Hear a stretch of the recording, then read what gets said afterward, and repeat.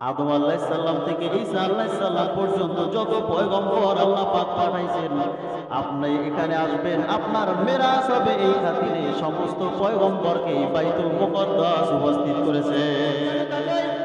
হাসি দেয়, মুস্কি হাসি দেয়, বাজে তাকায়, আবার কান্না শুরু করে। ঘটনা কি?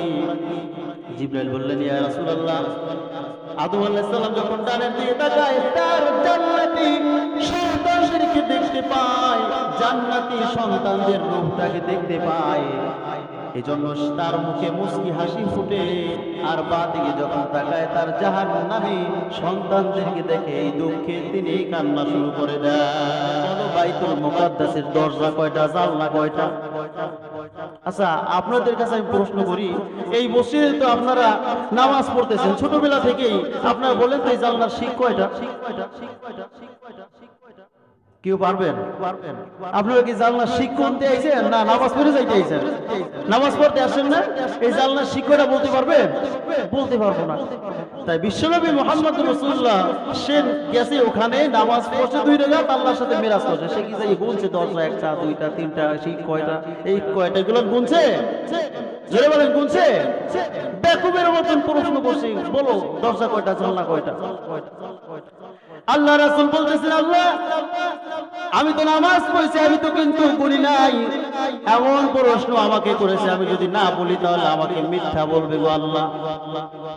আল্লাহ পাক রব্বুল আলামিন জিবরাইলকে বললেন, হে জিবরাইল, আমার রাসূল সত্য কথা বলেছে, মক্কার কাফিররা মিথ্যা বলবে, এটা কখনো হয় না, হয় না। যা যা জিবরাইল, ওই বাইতুল মুকদ্দাসের ছবিটা কোন কোন বর্ণনা আসছে, বাইতুল মুকদ্দাসটা জাগাইয়া ধর, আল্লাহর রাসূলের সামনে, চোখের সামনে এইভাবে ঘোরাবা, আর রাসূল যেন কোণে কোণে কাফেরদেরকে দরজা কয়টা, জানলা কয়টা বলে দিতে পারে। প্রথম আল্লাহ জাল্লা শানুহু দরবারে অগণিত শুকর গুজার করছি যে আল্লাহ পাক রব্বুল আলামিন আপনাদেরকে আমাকে অত্যন্ত ভালোবেসে মোহাব্বত করে তাহার ঘরে এসে বসার ইনায়েত করেছেন। এজন্য সকলে প্রাণ খুলে মোহাব্বতের সাথে শুকরিয়া তান আদায় করব। আলহামদুলিল্লাহ, আলহামদুলিল্লাহ। আমাদের সামনে বর্তমান যে মাসটি চলতেছে শাবান মাস, শাবান মাসের পরের মাস রমজান মাস, রহমতের মাস, মাগফিরাতের মাস, নাজাতের মাস, মহাসম্মানিত একটা মাস আমাদেরকে দান করেছেন। কে দান করেছেন? আল্লাহ পাক রব্বুল আলামিন। এখন যে শাবান মাস চলতেছে, এই শাবান মাসের অনেক ফজিলত। আল্লাহ রাসূল বিশ্বনবী যে বলেন যে শাবান মাসটা হচ্ছে আমার মাস। সুবহানাল্লাহ। শাবান মাস কার মাস? রাসূলের মাস। আর রজব মাস, রজব মাস হচ্ছে আল্লাহর মাস। আল্লাহর মাস 4টা। কয়টা মাস?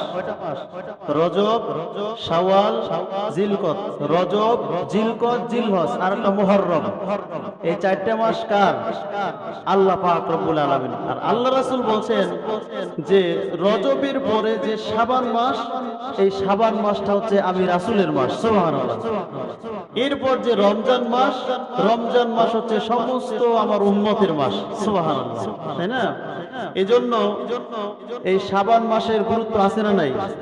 আছে না? রজব মাসের গুরুত্ব, শাবান মাসের গুরুত্ব। যেহেতু আমাদের মুসল্লি এখনো অনেকে আসেন নাই, এজন্য শাবান মাসের গুরুত্বটা কিছুক্ষণ পরে বলবো। আরো আসুক, কারণ অনেক আমল আছে শাবান মাসে, বুঝতে পারছেন? তো গত সপ্তাহে আপনাদের সম্মুখে বিশ্বনবীজির মেরাজ সম্বন্ধে কিছু কথা বলছিলাম। বিশ্বনবীজির মেরাজ, আল্লাহ রাসূল সাল্লাল্লাহু আলাইহি সাল্লাম, আল্লাহ পাক তাকে এমন এমন কিছু জিনিস দেখাইছেন, তা যদি কয়েক সপ্তাহ বর্ণনা করা হয় কিন্তু শেষ হবে না। সংক্ষেপের ভিতরে আজকে এই বিশ্বনবীজির মেরাজ সম্বন্ধে কিছু কথা বলবো, শেষ করে দেব ইনশাআল্লাহ। আমরা সকলে বলি ইনশাআল্লাহ। বিশ্বনবীজি মেরাজ করেছেন, আল্লাহর সাথে কথা বলেছেন, আমাদের কারো কি অবিশ্বাস হয়? অবিশ্বাস হয়? অবিশ্বাস করা যাবে না, কারণ আল্লাহ পাক তিনি বলেছেন যে কাবাগর থেকে বাইতুল মুকদ্দাস পর্যন্ত এটা আল্লাহ পাক নিজেই জানাই দিয়েছেন। সুবহান, সুবহান, সুবহান ওই সত্তা যাকে কোনো অক্ষমতায় ধরতে পারে? পারে? আল্লাহর অক্ষমতায় ধরতে পারে? পারে না। এই এই আল্লাহ পাক বর্ণনা করতেছেন শুরুতেই সুবহানাল্লাযী আসরা, আমি ইসরা করাইলাম, আমি ভ্রমণ করাইলাম, শিক্ষা সবর করাইলাম। আসরা বিআবদিহি লাইলাম, রাতের কিছু অংশে, লাইলাম রাতের পুরো রাত না, কিছু অংশে, মিনাল মসজিদিল হারাম, মসজিদুল হারাম থেকে ইলাল মসজিদিল আকসা, মসজিদুল আকসা পর্যন্ত আমি আল্লাহ ভ্রমণ করাইলাম। বলি সুবহানাল্লাহ। এই মসজিদুল হারাম থেকে বাইতুল মুকাদ্দাস পর্যন্ত 1 মাসের পথ। কয় মাসের পথ? কিন্তু আল্লাহ পাক রব্বুল আলামিন রাতের কিছু অংশে রাসূলকে নিয়ে গেছেন। অবিশ্বাস হয় আমাদের? অবিশ্বাস হয়? গত সপ্তাহে কিছু রাসূল সাল্লাল্লাহু আলাইহি সাল্লাম কোন পাপের কি শাস্তি এগুলো দেখে আসছিলেন, কিছু বর্ণনা করছিলাম। এরপরে বিশ্বনবী যে মুহাম্মদুর রাসূলুল্লাহ সাল্লাল্লাহু আলাইহি ওয়াসাল্লাম যখন বাইতুল মুকাদ্দাস পর্যন্ত গেলেন, জিবরাইল আলাইহিস সালাম বলেন, ইয়া রাসূলুল্লাহ এইখানে নামেন, এখানে আপনার নামতে হবে। প্রিয় ভাইরা, এই মিরাজ থেকে আমাদের কিছু শিক্ষা নিতে হবে।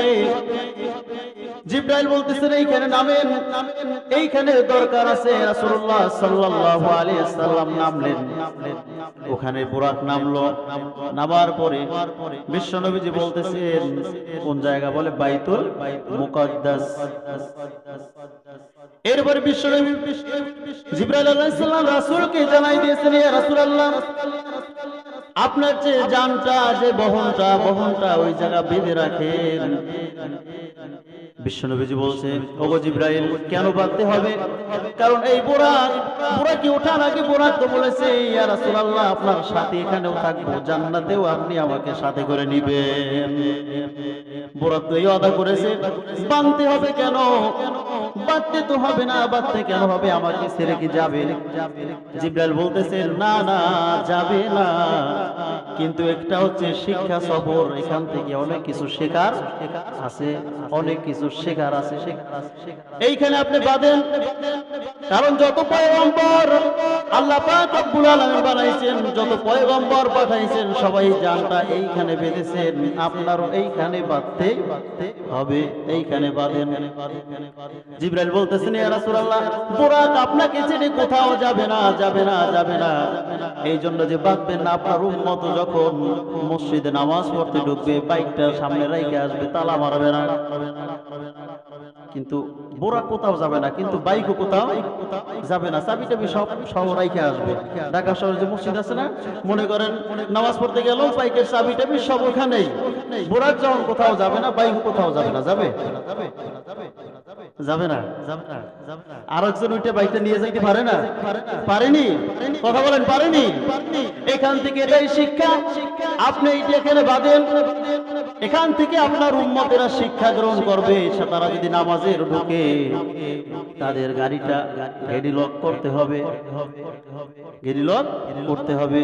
তাদের যে জুতা আছে, দামি জুতাটা ভিতরে রাখতে হবে, কারণ হেফাজতে রাখা রাসূলের সুন্নাত।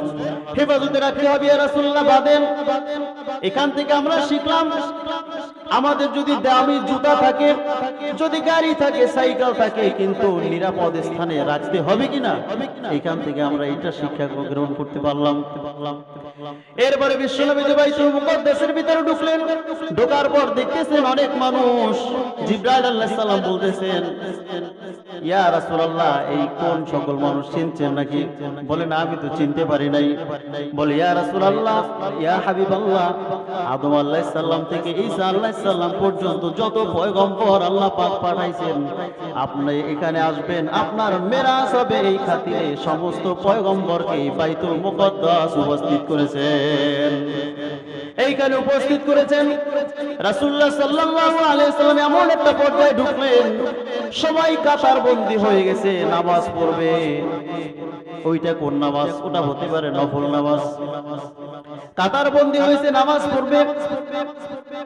মুসা আলাইহিস সালাম মনে মনে ভাবতেছেন ইমামতি কে করবে, সবাই তো সারিবদ্ধভাবে দাঁড়াই রয়েছে, ইমামতি কে করবে? হয়তোবা আমাদের বাবা আদম আলাইহিস সালাম সে সর্বশুরুর, সে মনে হয় ইমামতি করবে। আর এক নয় ভাবতেছেন না, তাও হতে পারে না, হতে পারে আল্লাহর বন্ধু ইব্রাহিম খলিলুল্লাহ, আজকে ইমামতি মনে হয় ইব্রাহিম খলিলুল্লাহ করবে। আল্লাহ পাক রব্বুল আলামিন জিবরাইলকে জানাই দিলেন, জিবরাইল এই ইমামতি কোন নবী করবে না, আদম আলাইহিস সালাম করবে না, ইদ্রিস আলাইহিস সালাম করবে না, ইব্রাহিম আলাইহিস সালাম করবে না, এইখানে ইমামতির দায়িত্বটা আমি বিশ্ব নবীকে দিতে চাই। সুবহানাল্লাহ। এখান থেকে প্রিয় ভাইয়ের এটা শিক্ষা নিও, যেটা সমস্ত পয়গম্বর যেখানে বিশ্ব নবীকে ইমাম বানিয়ে তারা পিছনে বলেছে ইক্তেদাইতু বিহাজাল ইমাম, কারণ রাসূলকে ইমাম বানাইয়া সমস্ত পয়গম্বররা তারাও ইক্তেদা করতেছে কাকে? মুহাম্মদুর রাসূলুল্লাহ সাল্লাল্লাহু আলাইহি সাল্লাম, তার ইতে নামাজ পড়তেছে। এখান থেকে এটা বোঝা যায় আদম আলাইহিস সালাম থেকে ঈসা আলাইহিস সালাম পর্যন্ত যত কিতাব আল্লাহ রাব্বুল আলামিন দিয়েছেন, যত পয়গম্বর আল্লাহ পাঠিয়ে দিয়েছেন, যত কিতাব দিয়ে দিয়েছেন, মুহাম্মদুর রাসূলুল্লাহ সাল্লাল্লাহু আলাইহি সাল্লাম তাকে যখন সমস্ত নবীরা ইক্তেদা করেছেন, আগের সমস্ত কিতাব রহিত হয়ে গেছে, এখন থেকে অন্য কিতাব চলবে না, এখন থেকে চলবে মুহাম্মদের কোরআন। সুবহানাল্লাহ, ঠিক কি না ভাই? এটা বোঝা যায় না? কিন্তু এখন দেখা যায় বিভিন্ন ধর্মের লোক আছে না নাই? আছে। মুসা আলাইহিস সালাম ধর্মের লোক আছে না? ঈসা আলাইহিস সালামের আছে না? বিভিন্ন ধর্মের লোক আছে। কিন্তু এখান থেকে আমাদের এটা শিখতে হবে যে সব ধর্ম রহিত হয়ে গেছে, এখন ধর্ম একমাত্র সেটা ইসলাম। সেটা কি? ইসলাম। প্রিয় ভাইরা, সংক্ষেপে বলতেছি, ওইখানে নামাজ পড়লেন, নামাজ পড়ার পরে আসমান থেকে একটা সিঁড়ি পাঠিয়ে দিলেন আল্লাহ পাক রব্বুল আলামিন। ওখান থেকে সিঁড়িতে উঠলেন, কিতে সিঁড়িতে উঠলেন প্রথম আসমানে। প্রথম আসমানে চলে গেলেন, জিজ্ঞাসা করলেন, এই জিবরাইল জিজ্ঞাসা করলেন আসমানের দরজা খুলে দাও। তখন বলতেছেন কি? বলে আমি জিবরাইল, আমি জিবরাইল। আপনি জিবরাইল, সেও অনুমতি নিতেছে দরজা খোলার জন্য, ঠিক না ভাই? সে অনুমতি নিতেছে আসমানে ঢুকবে দরজা খোলার জন্য। এইখান থেকে আমাদের যেটা শিক্ষা নিতে হবে, আমি যদি হয়ে যাই একজন চেয়ারম্যান, আমি যদি হয়ে যাই একজন মন্ত্রী, একজন মিনিস্টার, আর একজনের বাড়িতে ঢুকবো, আর একজনের জায়গায় যাব, তার অনুমতি দেওয়ার দরকার আছে না নাই? আছে না? এইখান থেকে আমাদের এটা শিখতে হবে। যেহেতু জিবরাইল চারজন ফেরেশতার একজন, সেটা হচ্ছে জিবরাইল, সেও যখন আসমানের ফেরেশতাদের দরজা অনুমতি নিয়ে তারপরে প্রবেশ করবে, সে অনেক বড় নেতা হওয়ার কারণেও সে অনুমতি ছাড়া প্রবেশ করে না। এখান থেকে আমাদের এটা, অন্যের বাড়ি যখনই ঢুকবো, আমি অনেক সম্মানী ব্যক্তি হলে হুটহাট করে ঢুকবো না, আমার অনুমতি নেওয়ার দরকার আছে না নাই? এরপরে আল্লাহ রাব্বুল আলামিন ওইখানে আদম আলাইহিস সালাম তাকে সেট করে রাখলেন। আদম আলাইহিস সালাম প্রথম আসমানে, জিবরাইল বললেন সালাম দেন, সালাম দিল। ছড়ের ভিতরে বলতেছি সালাম দিল। বলতেছেন কে? বলতেছেন হচ্ছে আপনার পিতা আদম আলাইহিস সালাম। তাকে যখন সালাম দিল, সালাম দেওয়ার পরে আদম আলাইহিস সালামকে দেখতে পাইলেন, একবার ডানের দিকে তাকায়, ডানের দিকে যখন তাকায় তার মুখে হাসি দেখা যায়, আর যখন বাঁ দিকে তাকায় তার মুখটা মলিন হয়ে যায়, চোখ থেকে পানি পড়া শুরু হয়ে যায়। মুহাম্মদুর রাসূলুল্লাহ, সকলেই বলি সাল্লাল্লাহু আলাইহি ওয়াসাল্লাম। জিবরাইল আলাইহিস সালামকে জিজ্ঞাসা করলো, জিবরাইল ঘটনা কি? পিতা একবার ডানে তাকায়, হাসি দেয়, মুস্কি হাসি দেয়, বা যখন তাকায় আবার কান্না শুরু করে, ঘটনা কি?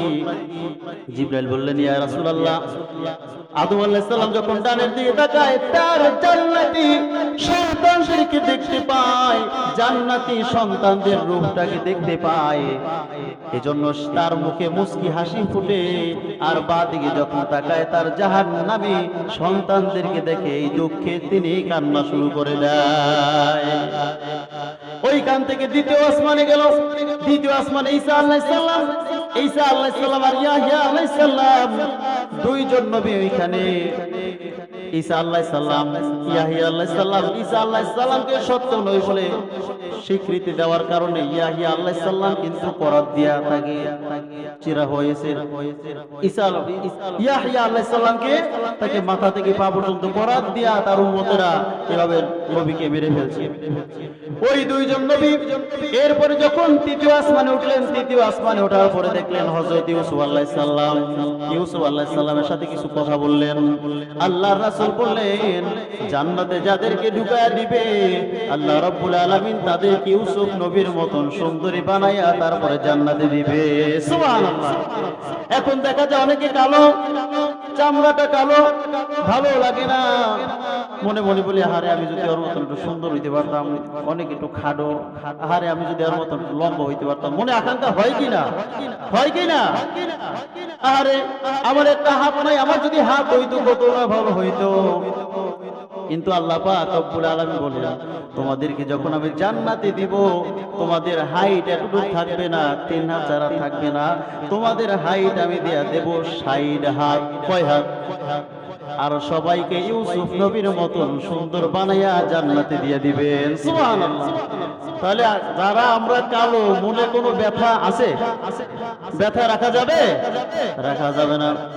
এরপরে মুসা আলাইহিস সালাম, এরপরে ঈসা আলাইহিস ইউসুফ আলাইহিস সালামের সাথে কথা বলার পরে যখন তৃতীয় চতুর্থ আসমানে উঠলেন, চতুর্থ আসমানে ওঠার পরে ইদ্রিস আলাইহিস সালামের সাথে সাক্ষাৎ হলো।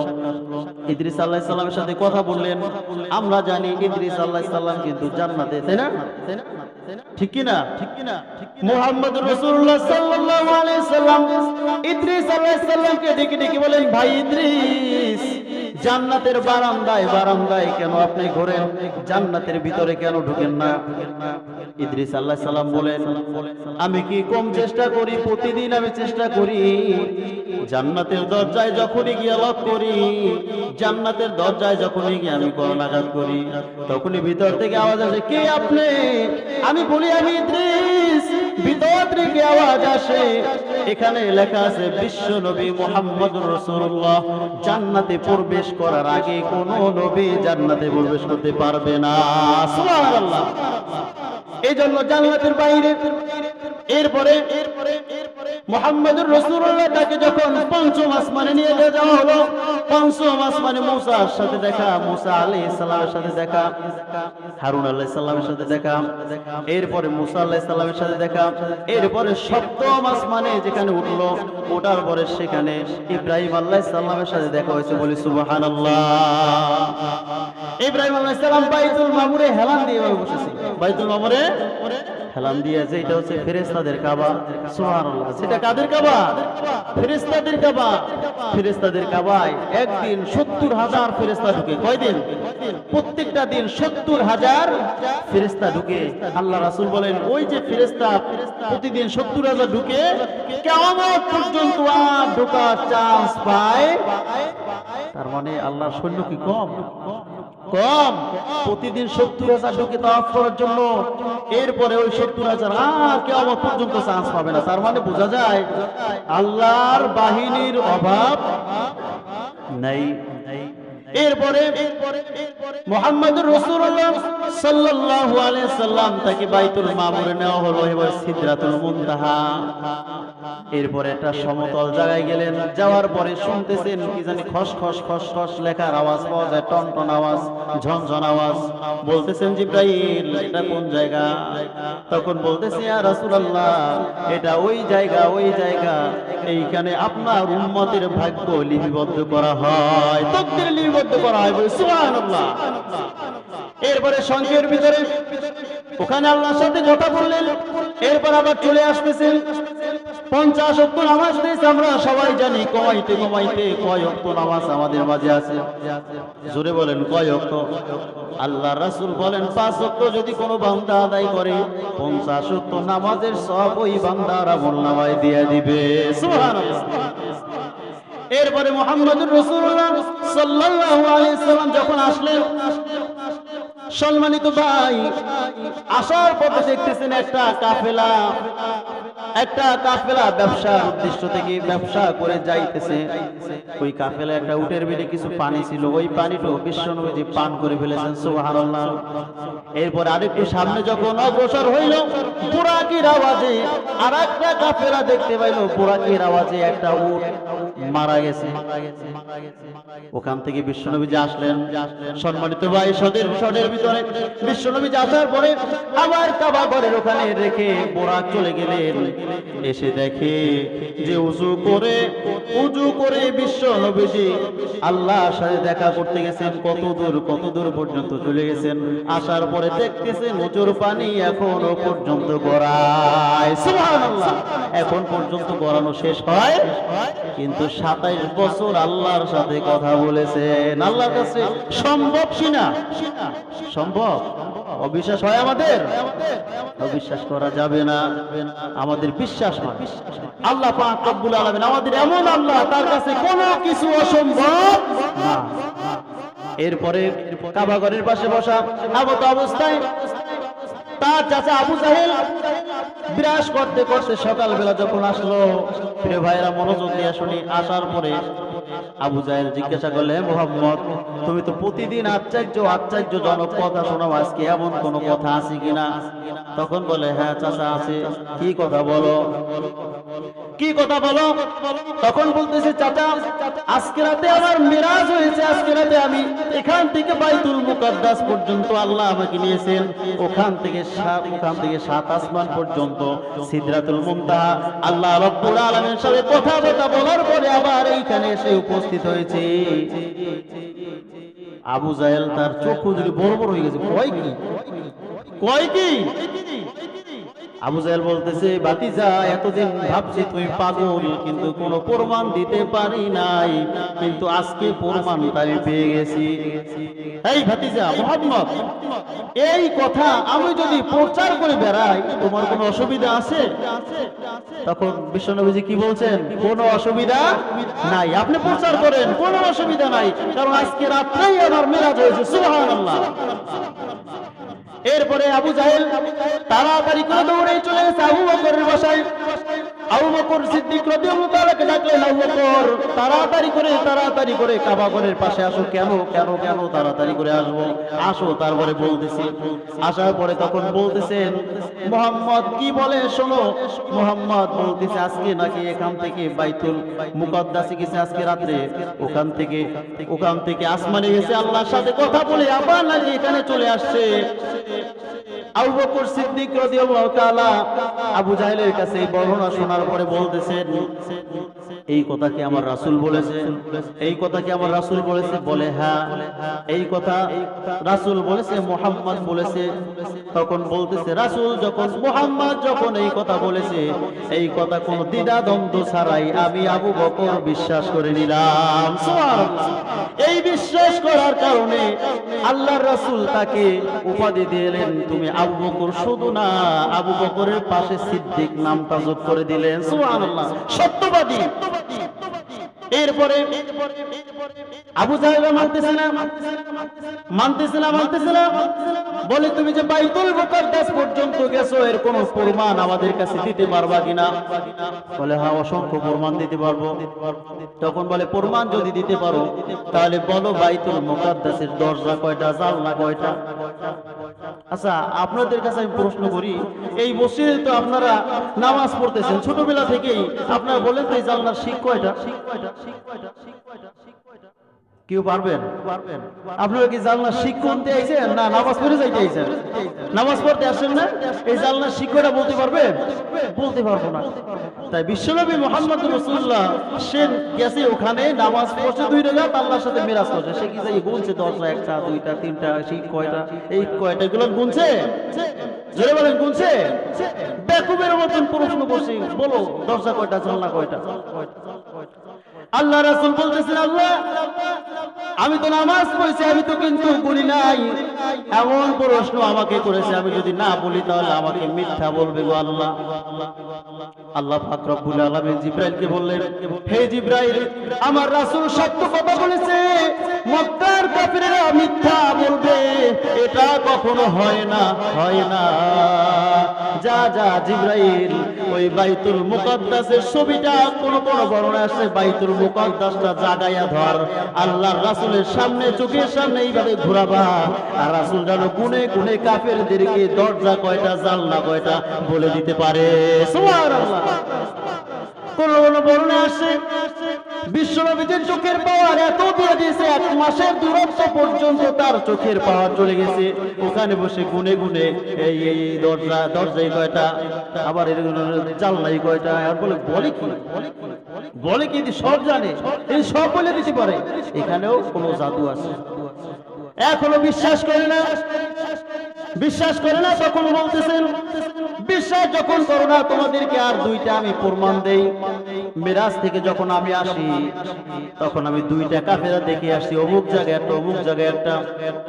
ওই কাফেলা দুইটা 2 দিন পর সূর্য ডোবার আগে, সন্ধ্যা হওয়ার আগে কাফেলা দুইটা এসে উপস্থিত হবে। তাদের কাছে জিজ্ঞাসা করে দেখতে পারো, তাদের কাছে জিজ্ঞাসা করে দেখতে পারো। একটা উটের উপরে কিছু পানি ছিল, পানিটুকু আমি খেয়ে ফেলেছি। আর একটা বুড়াকে যখন আওয়াজ করেছে, উটটা ছটফট করতে করতে মারা গেছে। অমুক দিন অমুক টাইমে মাগরিবের সময় এসে উপস্থিত হবে। এখন তো সবাই শোনার জন্য ওই তারিখ মতন সবাই তারাই রয়েছে রাস্তার পাশে, যে এখন আসবে কাফেলা, এরপরে জিজ্ঞাসা করবো। ওই সূর্য ডোবার আগেই চলে আসবে। কিন্তু বেদিনরা দেখতেছে, কাফেররা দেখতেছেন, আবু জাহেল দেখতেছেন, সূর্যটা ঘনাইয়া ডুবে যাইতেছে, ডুবে ডুবে ডুবতেছে, সন্ধ্যা হয়ে যাইতেছে।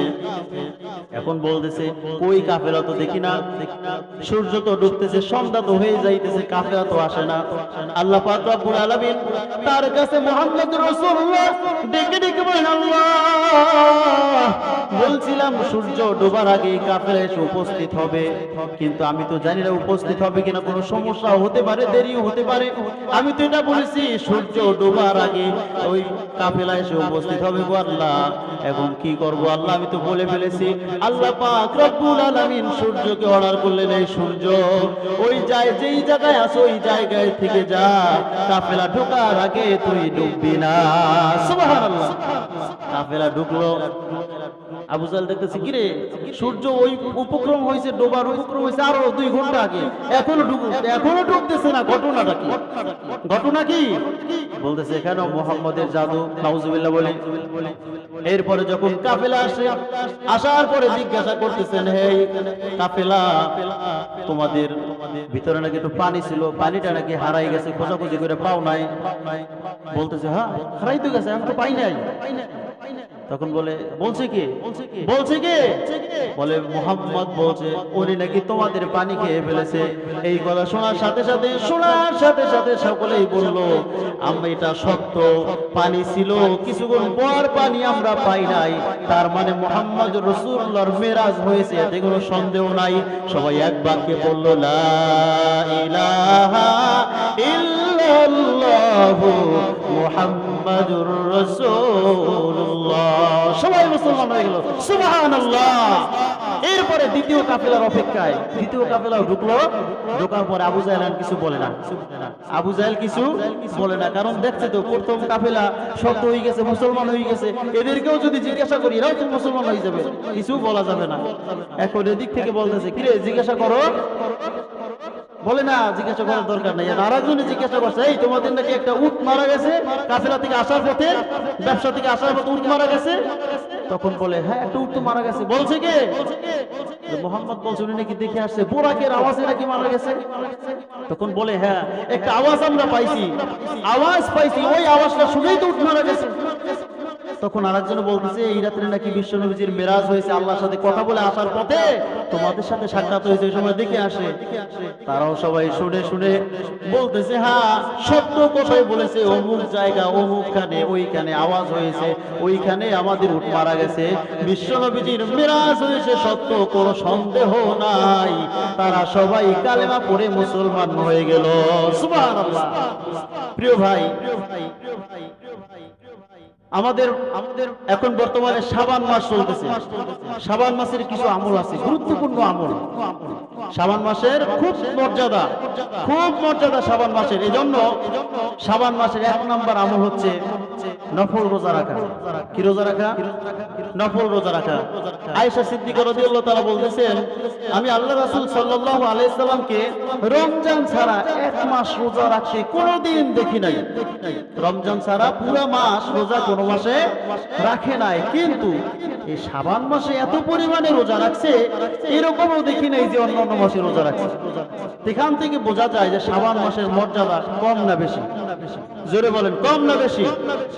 এইখানে আমরা রোজা রাখবো, আর যাদের দুই একটা ছুটে গেছে, অনেক সময় বিমারির কারণে রোজা ছুটে যায় না, যারা রাখতে পারি নাই, আমরা এই শাবান মাসে রোজা রাখবো, বলি আলহামদুলিল্লাহ।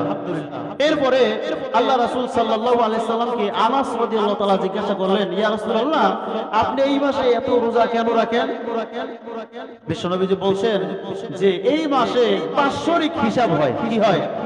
বাৎসরিক হিসাব হয়। আল্লাহ রাব্বুল আলামিন প্রত্যেকটা দিন এই মাসে হিসাব নেয়। সুবহানাল্লাহ। আমি চাই আমার হিসাবের শুরুতেই যেন দেখে মুহাম্মদ রোজা ছিল, বলি সুবহানাল্লাহ। তা আমরাও রোজা থাকতে পারবো না? জোরে বলি, পারবো না? আল্লাহ রাসূল সাল্লাল্লাহু আলাইহি সাল্লাম আবার এটাও বলেছেন যে তোমরা রোজা রাখবা প্রথম 10 দিন, দ্বিতীয় 10 দিন, এরপরে আর তোমরা রোজা রাখো না। কারণ কি? এরপরে যদি রোজা রাখা হয় শরীরে একটা ক্লান্তি আসতে পারে, রমজান আসার পরে রোজা রাখতে অনিয়া সৃষ্টি হইতে পারে, পারে কিনা? এই জন্য বলছেন তোমরা এই 20 দিনের ভিতরে কিছু রোজা রাখবা, এটা রিহার্সেল করবা। এক জায়গায় যদি আমরা বেড়াইতে যাই, আমাদের ঘুষ গাছ দরকার আছে কিনা বলেন?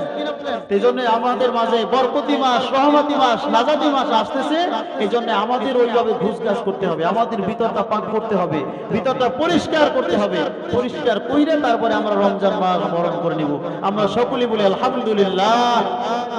এরপরে দ্বিতীয় নাম্বার আমল, বেশি বেশি নফল নামাজ পড়া, বেশি বেশি নফল নামাজ পড়তে হবে।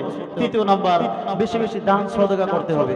যাদের যাকাত হয় ওই জাকাতটা জাকাত দিয়ে দিতে হবে, কারণ রমজান মাসে জাকাত নিয়ে পেরেশানি করলে একটু আমলে ঘাটতি হইতে পারে না। এই জন্য এই মাসে বেশিরভাগটা জাকাত আমরা দিয়ে দিতে পারি না, ঠিক কিনা বলেন? রমজানের প্রস্তুতি গ্রহণ করতে হবে। কিন্তু প্রিয় ভাইরা, দুঃখজনক হইল আমরা রোজার প্রস্তুতি গ্রহণ করি না। আমরা গ্রহণ করি যে এই মাসে যদি মাল সামান দোকানে না উঠাই বেচা কিনা ভালো হবে না, তাহলে রমজানের মালামাল দোকানে উঠাইতে হবে। হ্যাঁ, আবার ঈদটা কেমন কাটাবো, কোন দামে শাড়ি কিনবো, কোন ঈদ শাড়ি কিনবো, তারপর জুতা কিনবো, এগুলো আমরা প্রস্তুতি গ্রহণ করি। কিন্তু এগুলো না, প্রস্তুতি গ্রহণ করতে হবে রমজান মাসটা আমি কিভাবে কাটাবো, রমজান মাসটা কিভাবে কাটাবো, ঝামেলা থেকে বিরত থাকতে হবে একেবারে। যাদের মনে করেন রমজান মাসে একটু পেরেশানি আছে, ওই পেরেশানির কাজগুলো এখন কমপ্লিট করে রাখতে হবে। এইটাই হচ্ছে রমজান মাসের প্রস্তুতি। আল্লাহ পাক রব্বুল আলামিন আমাদের সকলকেই আমল করার তৌফিক দান করুক। আমরা সকলে বলি আমিন। ওয়া আখির দাওয়ানা আলহামদুলিল্লাহি রাব্বিল আলামিন।